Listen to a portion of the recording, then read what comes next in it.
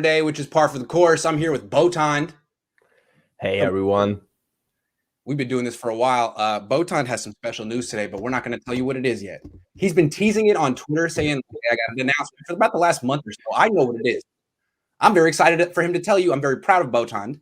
But we're not going to say what it is. You're going to have to wait to find out what the deal is. First, we want to talk about the breaking news of the day. My favorite quarterback of all time is no longer on the 49ers, and it's tough. So before he's gone forever and we never talk again about Nick Mullens, let's tell Eagles fans what to expect.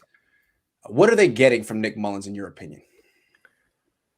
First of all, hey, everyone. As always, I'm glad to be here. I'm more excited than I have ever been since the first time that I was attending at this show. But before I tell you, before we tease you what the announcement is, I have to say some good things about Nick. You all know or may know that I liked Nick as well as Grant does. Mm-hmm. And it's only because I like smart players. I like players who can play against the odds, because I don't think that there were anyone who expected him to be ever an NFL starting quarterback, but he was for some time. And he put up some great numbers during his time at the 49ers. Of course, he has some low games during that time. But we can agree that almost everyone loves Nick Mullens because he's a smart guy. He wants to win. I think that most of us can agree that he will be a future coach in the NFL. He has a great arm talent, and I'm pretty sure that if somebody recognizes it, he can be really successful in an air raid type of offense in the NFL. Yep. So, well, all my best wishes for Nick. I really liked him. There were times when I wanted him to be the starter for the 49ers for a longer time. And I'm pretty sad because of the last season, because he had some really, really bad games last season. And because of that, some of the fans hated him. Turned on him. Yeah. Turned on him big time. But I still think that he can be successful in the NFL. And I will send him all my best wishes for the future. And Philly just signed a real good, at least bridge quarterback of the future. Yeah, here's some more things they should know about him. One, he's 26. That's it. He hurt his arm last year. They thought he was going to have Tommy John. He avoided it, and he should be okay. He's better than Joe Flacco right now. I feel confident saying that. Better quarterback than Joe Flacco right now. And as far as Jalen Hurts, he's going to push Jalen Hurts the way he pushed Jimmy Garoppolo, because Nick Mullens is going to be the best quarterback in the meetings. He's going to be as smart as the quarterback coach, if not smarter. And the thing about Nick Mullens is when he does play, he's not a game manager. He's not trying to dink and dunk. He's not trying to play conservatively or safe. Nope. He throws the ball down the field, which you wouldn't expect when you look at him. He's about 6 feet tall. He doesn't have a big arm. He's always pushing the ball down the field, which is why he currently ranks 5th all time in passing yards per game, minimum 16 starts. So he's a very aggressive thrower. He broke a lot of records in college. He's going to be someone that gets talked about a lot in training camp and gets compared to Jalen Hurts a lot. Their skill sets couldn't be any different. It's interesting that they would bring in the exact opposite of Jalen Hurts to be his backup. Yeah, I do think that he will compete for the starting job right now, because I'm not so high on Jalen Hurts. I don't think that he can be a long-term starter for the Philadelphia Eagles. I do think that Nick is better, and I do think that with the right coaching, he can be a decent starter quarterback in the NFL. I mean, the passing yards are legit for someone that's so young. Now you got to mention that he turned the ball over a lot, in particularly 2020. But I think it's fair to say that all of Kyle Shanahan's quarterbacks have turned the ball over a lot since he became the head coach in San Francisco. So how much was it Nick? How much was it Kyle? Probably a combination. Maybe if you put Nick in a different offense with a different coach, he turns the ball over less. It'll be interesting to see what happens. Yeah, I'm not saying that he is flawless. We have seen some really poor decisions. For example, he's definitely not flawless.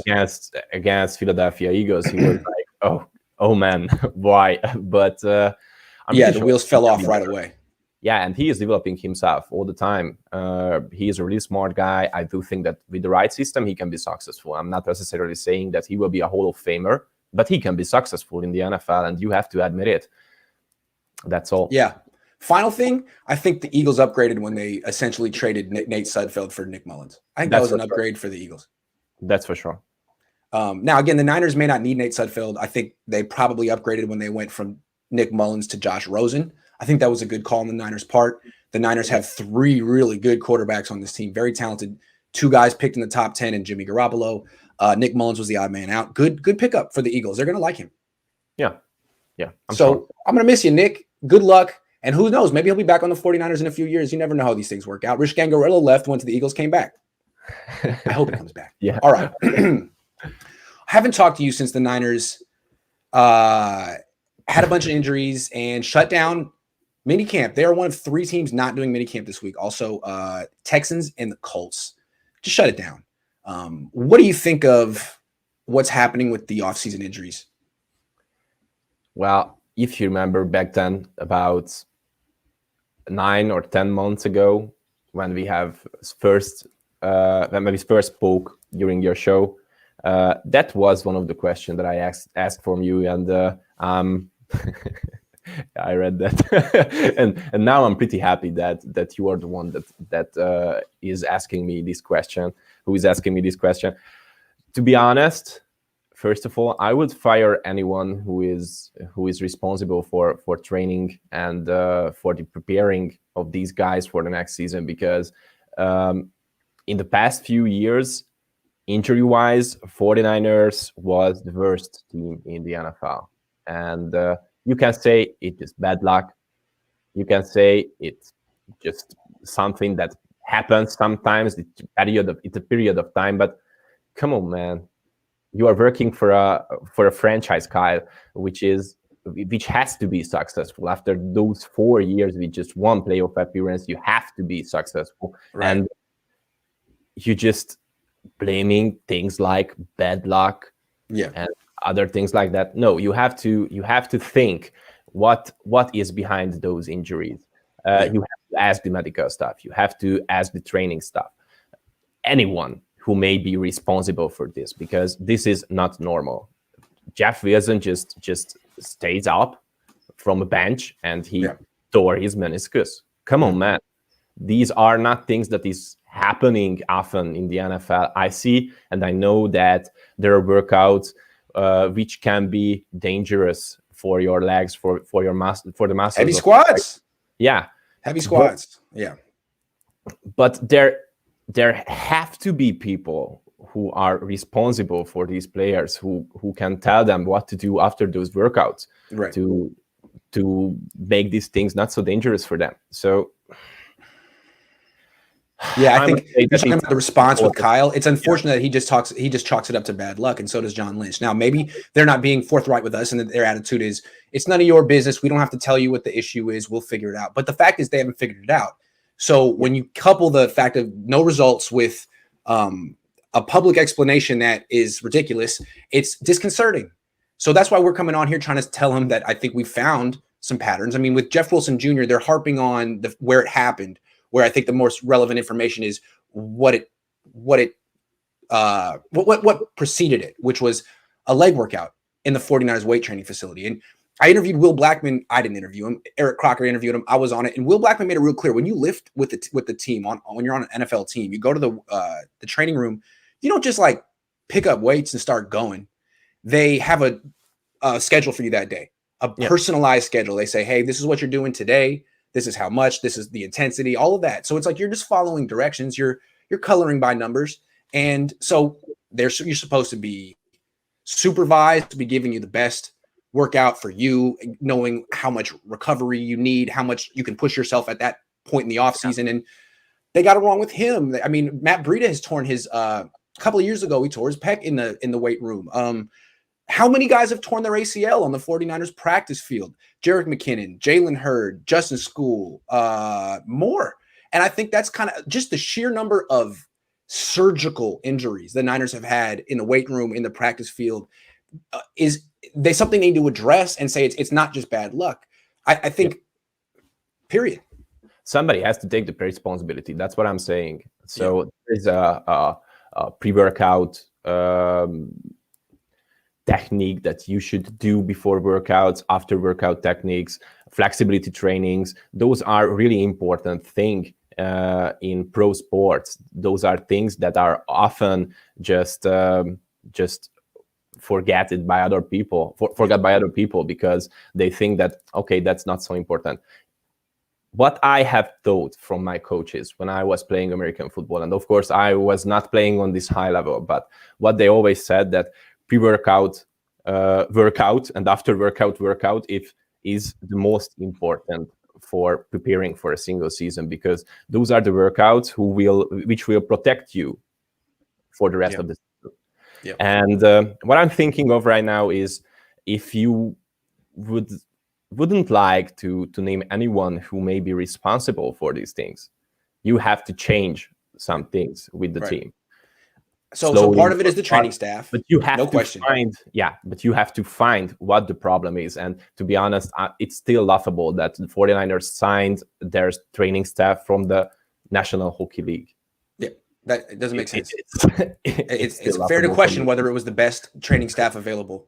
Agree. Yeah. So they got to question the training staff and examine whether they're the best. But I think also there's an interesting phenomenon of the uptick in ACL tears in practice the last 10 years. They used to have like double day practices, big time contact in practices. Since 2011, you can't do any of that stuff. There's much more non-contact in practice, and yet ACL injuries are on the rise. Well, they're usually non-contact injuries. And what I read an article from 2013 from George Kittle's agent, Jack Becta. He wrote that his theory is that since there's less contact in practice, there's a higher tempo and more reps to because coaches still want the same amount of work being done. Yeah. So you'll get more reps in practice, higher tempo in practice. Walkthroughs become run-throughs, and you increase the tempo, you increase the reps. There's more opportunity for a non-contact ACL injury to happen. I thought that was very interesting. Thank you, Jack Becta. Anyway. I wrote an article here in Hungary for the 49ers fans about lower leg injuries last season. Yep. after the injury of Bosa and Thomas. And I made great research. I was talking with physiotherapists, with doctors, and they all agreed that part of these injuries are because the style of the offense that the 49ers are playing, the zone blocking scheme, is a huge part of these injuries, in their opinions. Big men running. Big men running. Yeah, big men running. Simple as that. Yeah. Should we move on to some recent roster moves the Niners have made? Well, we waived Justin School, and I was like, okay, that's something that I have expected. But after his injury, I was like, oh, poor School. I thought that was a little rough. I mean, they waived him, man. That's tough. Yeah, that was not usual in the past few years, because it was a trend that we signed injured players, and we waited for them for a long time. For example, Jerick McKinnon and guys like him. And one thing if he got injured on his own at his own house or something, but on the Niners practice field, they're like, look, sorry, dude, you're out. Yeah, we got no use for you anymore. Thanks. Yeah, but to be honest, nothing special happened in the past few days. I haven't seen anyone who will make a huge or a great impact for these teams.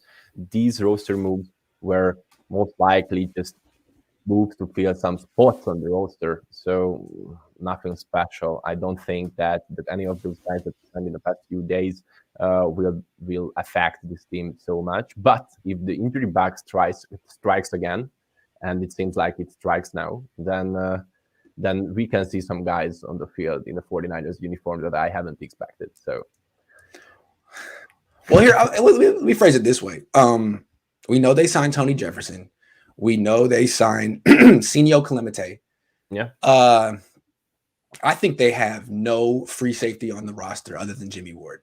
If Jimmy Ward gets hurt, the Niners have nothing but strong safeties. So let me name a couple of free safeties who are still available, and you tell me if you think the Niners should bring them in for a workout. Okay? Okay. First one, Malik Hooker. Hard one. I liked him. I do think that he is physical, but I'm pretty sure that he is after his prime. So I'm not really thinking that he can help this defense so much if we sign him. But of course, if Ward injures himself again, he can help the team out.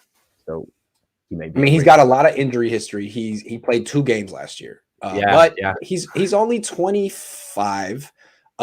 He has intercepted 7 passes in his career. He was the 15th pick in the draft 4 years ago. I mean, I wouldn't give him guaranteed money, but it seems like, I mean, if you're going to sign 30-year-old Tony Jefferson, who hasn't played in 2 years coming off a torn ACL, maybe Malik Hooker's worth a look. Maybe. Yeah, he's worth it. Absolutely. I think that he worth a look. Maybe he worth signing for the 49ers, but after that huge injury history, I'm not thinking of him as a great addition. So, I mean, this team, with all its players, it has a huge injury history. Everyone has a great chance to get injured again. Signing an injury-prone guy again is like shooting yourself in the leg. So that's true. Now, the thing is, any guy the Niners sign at this point in the offseason is probably either going to be bad or have an injury history or both. Only reason I'm intrigued by Malik Hooker is because he's 25. He was a high pick, and he might be cheap. I wouldn't give him any guaranteed money because he could get hurt the first day of training camp and say, okay, well, there's $1 million down the drain. Thank you, Malik. Kind of like Ziggy Ansah last year. Remember that? Yeah. So I'd be interested at a certain price, but if he would take like a non-guarantee, he's probably waiting for a better contract, which is why he's not signed. Okay, I got one more guy. Yeah. Also a free safety. Didn't play last year. Has been a Pro Bowler, only 28. Got cut, though, last year. Clinton Dix. I like him. I do think that he is more like a coverage guy. I think that he can be more reliable than most of the free safeties available on the market. And he can be a great addition as well, because when he played, he was great, at least, or decent. Yeah, at least he was when he played American football. I like him. I do think that he can be an addition. If I can choose between two of those guys, I would choose Dix. I would choose Clinton Dix. I think I would choose Clinton Dix too. He's had less injury problems. Yeah. I don't know if he's washed up or something. He didn't play last year. The Cowboys cut him and no one picked him. I don't know what that was about, but he's only 28. And again, I feel like this is where the Niners are at. They lost Tavarius Moore for a very long time. They may never get him back. Their starters are 2 injury-prone guys who are 30. Sorry. Yeah. And their backups are Marcel Harris, Talanoa Hufanga, and Tony Jefferson, who they just signed. So the question throughout the season is going to be, was Tony Jefferson a better signing than Malik Hooker? Clinton Dix? Maybe. I mean, no one wants these 2 guys, at least right now, but those are 2 names I'm thinking maybe I'd rather have. They're both younger than Tony Jefferson. Tony Jefferson's coming off an injury. He tore his ACL. I think I'm going to keep, because I'm petty. I like questioning the 49ers decisions forever. So this is going to be one I'm going to remember. Tony Jefferson over these 2. And also Earl Thomas. Okay, how about one more? Earl Thomas. Yeah, that was the name that I was missing while you were. How about Earl Thomas? Saying those names. Yeah, I mean, if Earl Thomas is available, you should sign Earl Thomas, even though he can be toxic, but you should sign him. That guy is a beast, and he's still a beast, and nobody could tell me that he is not. So just sign Earl Thomas, guys. Sign him. Sign him. So that's the one. Let me look up Earl Thomas real quick just to tell you what he's been doing. Because I mean, there's no way that freaking Tony Jefferson is better than Earl Thomas. Earl Thomas didn't play last year. He's 32. So that's a little old, but he played 15 games the year before that. He was a first-round pick. He has 30 picks in his career. Yeah. He's just a great player. Yeah, he has tons of deflections. I do think that he is still a ball hawk. He has the experience to join almost any defenses in the NFL. The only problem teams could have when we are talking about him is his personality. I mean, if we it got erratic, right? Yeah. If we said that Sherman was toxic because before we signed him to the 49ers, then what can we say about Earl Thomas? I think that he may be he may be the toxicity of the NFL. Everything that's toxic is Earl Thomas for me right now in the NFL, or at least he was. He's 32. He might be washed up. That's a little old. Because his whole value was being able to like he was the fastest free safety of all time. He can cover all that ground. I don't think he probably can anymore. Although, but he's better than Tony Jefferson. He's better than Tony Jefferson. Experience when he was 30, he was still better than a lot of the safeties right now in the NFL. And I do think that he may be an upgrade over Ward, and prove me wrong. But or you could play him together. But if he gets a contract this offseason, I do think that he will be one of the greatest safeties in the league. Okay, one more name. As a safety. Yeah. Richard Sherman. It's so hard. You know that I like him so I know much. You like him. And I'm so high on him because I do think that if he wants to continue playing American football, he has to convert himself into being a free safety.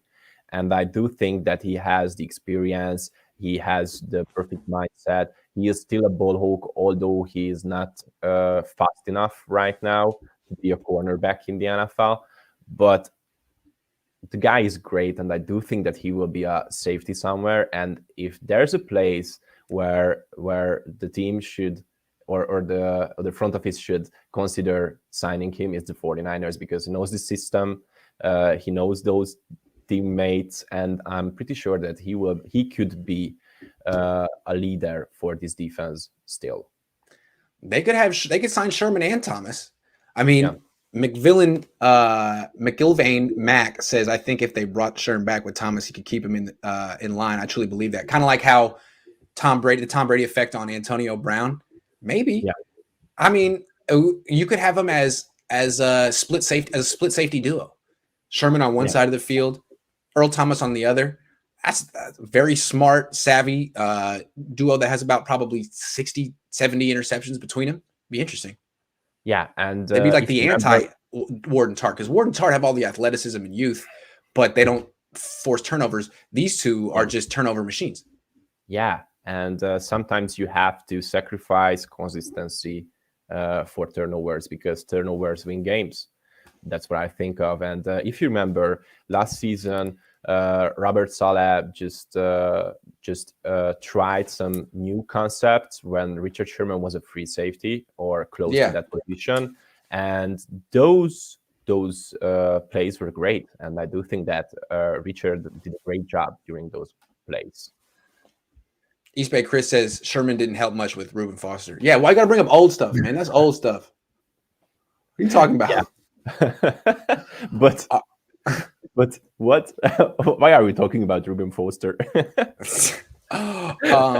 Okay, hold on. Let me just block this one dude. Yeah, you just got blocked. All right.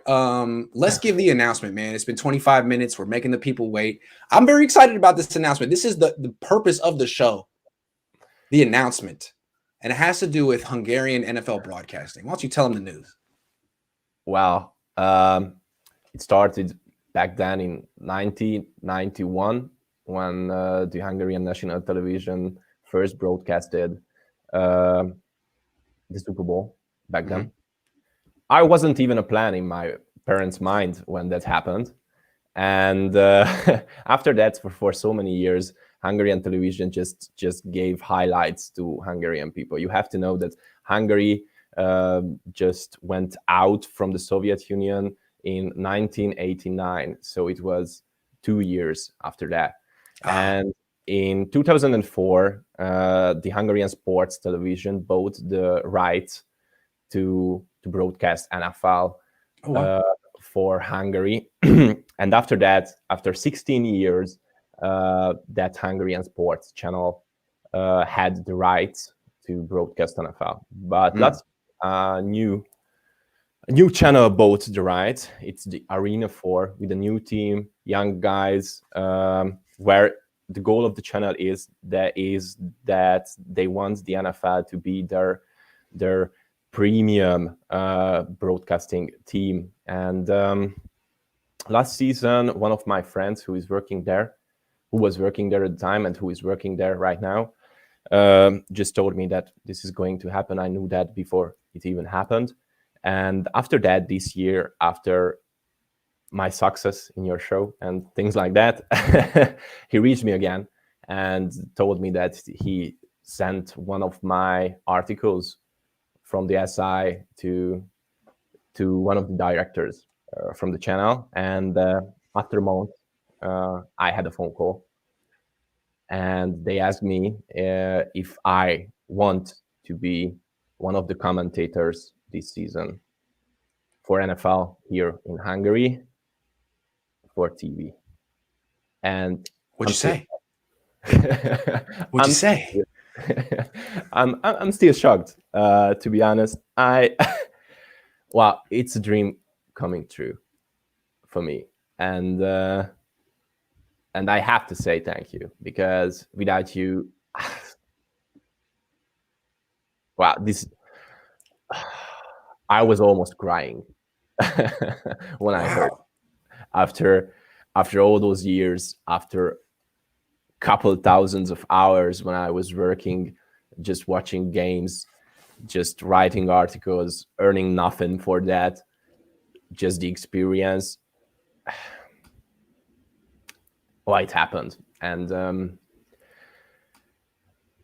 why I wanted to announce here at your show is that, first of all, I have to say thank you for all you guys watching us, because I do think that you played a huge part in that.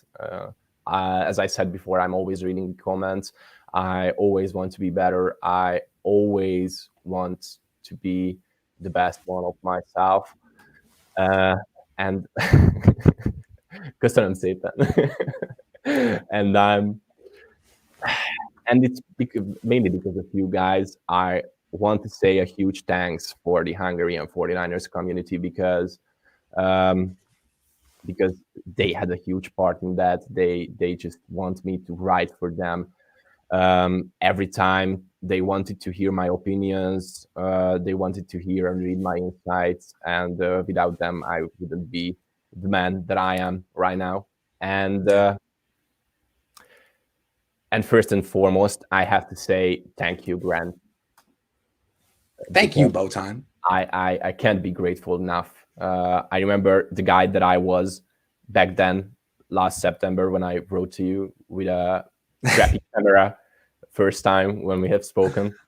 And I've never expected you to answer, to be honest. But somehow I got this feeling that I have to write you, because I want to talk to you about the 49ers. I want to hear your opinions. I want to speak about the 49ers, and I've never expected that I will be a regular guest at your show. I've never expected that I will write for the Sports Illustrated 49ers web zone, and now I never expected that I can be a part of TV broadcasting. So can I just ask, like, how is it going to work? When do you start? Are you going to be in a studio with other analysts talking about games, previewing games, announcing games? How's it going to work?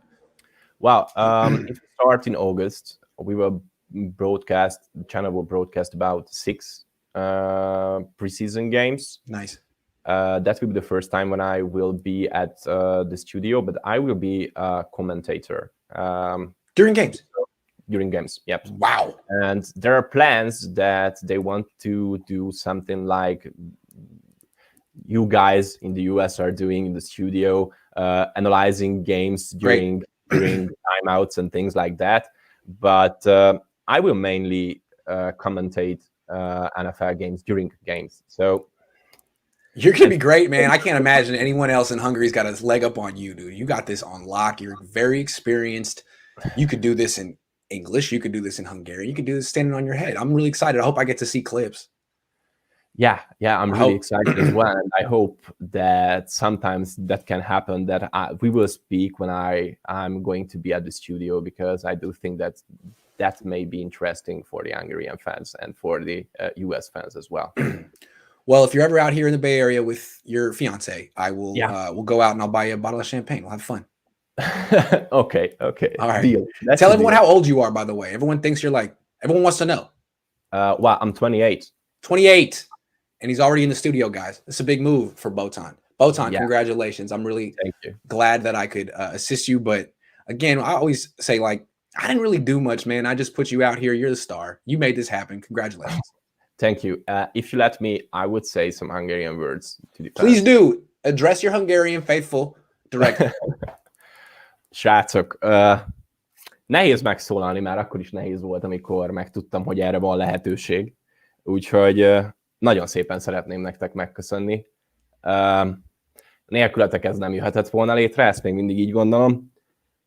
Voltak baromi nehéz idők, mióta ismerjük egymást az elmúlt pár évben, mióta összejött a 49ers-ös bagázs, és ti mindig pusoltatok engem, hogy ott legyek, és hittetek bennem, hogy ezt egyszer elérhetem. Úgyhogy nagyon hálás vagyok. Nagyon hálás vagyok Dávidnak, Baski Dávidnak, aki nélkül ez szintén nem jöhetett volna létre. Nagyon szépen köszönöm, Dávid, elképesztően király vagy, és életem végéig hálás leszek. És nagyon hálás vagyok Cohn Zsoltnak és az egész Arena 4-nek, amiért lehetővé teszik azt, hogy kipróbáljam magam kommentátorként. Nagyon szépen köszönöm, nem fogom tudni nektek ezt elégszer elmondani. Hihetetlen, egészen elképesztő, sosem gondoltam volna, és azt hiszem, hogy egész életemben hálás leszek ezért. There you go. There you have it. Botond. Thank you. Botond, the new professional. Hey, congratulations. Everyone in here is taking it like a personal victory, because I think what's so cool about this whole thing is it feels like a community. We all feel like we know each other. We all feel like we've known each other before any of us had any success in life. So every time someone gets a promotion, it's like, yeah, let's go. And I feel the same way. I feel like this is wonderful. A big victory for all of us, man. Congrats. Yeah, that's wonderful. I do think that football and somehow 49ers just make people connect from all around the world. I'm 13,000 miles away from you, man, and we are talking about 49ers football. We are sharing those great things and the bad things as well. I do think that somehow we are kind of a family because of football. Absolutely. It's beautiful. I love it. Yeah. All right, Botond. Go have a nice night. Thank you so much for giving me so much. your time. I'll talk to you next week. Thanks, everyone.